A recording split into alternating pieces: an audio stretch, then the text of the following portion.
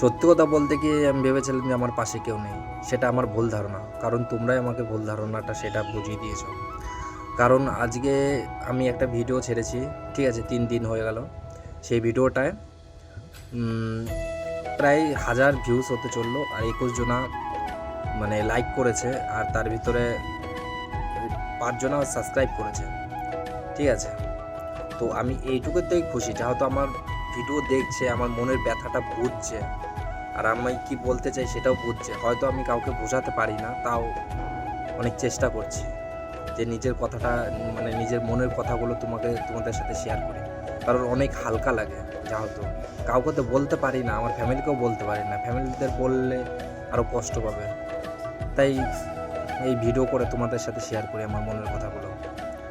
যদি তোমরা একটু বোঝো আমার মনের কথা, তা ভালো লাগে, শান্তিও লাগে যে না হোক কেউ তো হয়তো বোঝে আমার কথাগুলো। তো আমি যদি কিছু ভুল বলে থাকি বা কিছু ভুল বোঝাতে পারি না, তো ক্ষমা করে দিও, ঠিক আছে? আর প্লিজ আমাকে একটু সাপোর্ট করো, যেহেতু বুঝতেই পারছো আমি কাউকে শেয়ার করতে পারি না আমার কথাগুলো। তো দেখা হচ্ছে পরের ভিডিওতে।